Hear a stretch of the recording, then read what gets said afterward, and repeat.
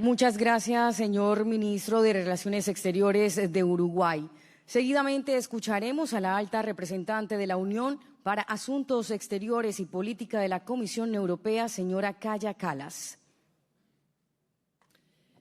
Dear President Petro, thank you for hosting us. Dear President Costa, dear heads of state and government, dear ministers, good colleagues. Our regions are natural partners. We speak each other's languages. We cheer on each other's football teams. We are home to cities of murals and music.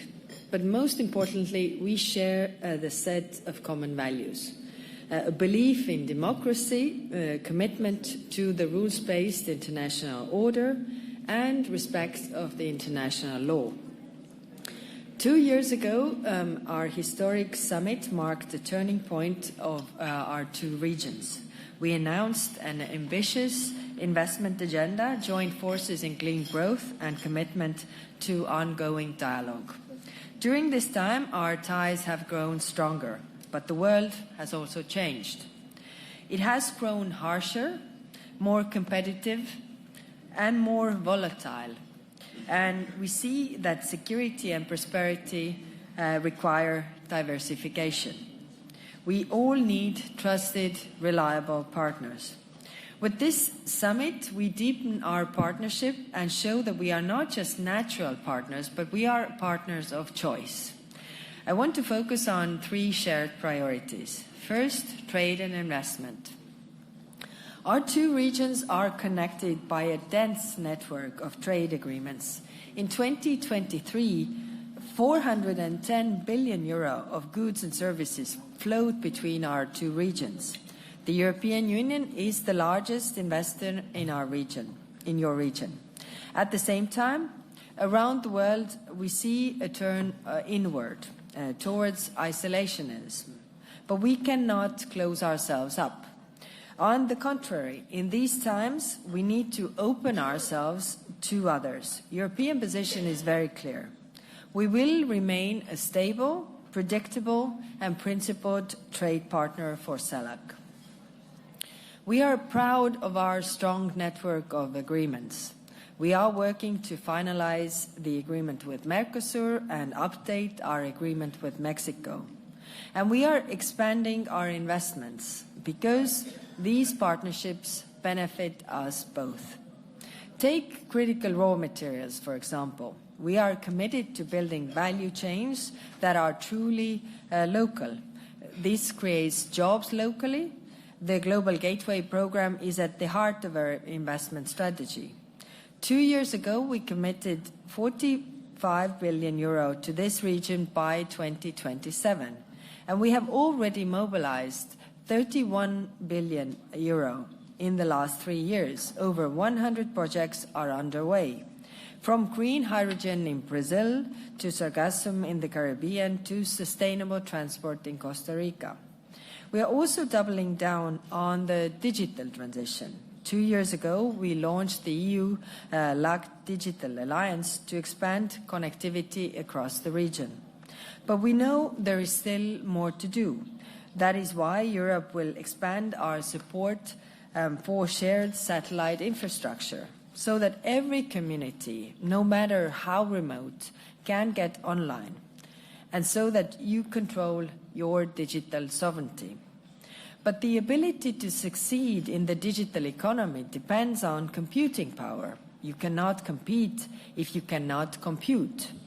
So I can announce today a new EU-CELAC supercomputing network. This is a shared network of resources and investments across our two regions. My second point is clean transition. We are meeting right before the COP30 negotiations start. President von der Leyen was in Belém this week. We have already made enormous progress on our climate targets. A decade ago, we were headed for 3.7 degrees Celsius of warming. Now the projection is below 3. The EU has just adopted its NDC for 2035. 66 to 72% in greenhouse gas reduction by 2035 from 1990.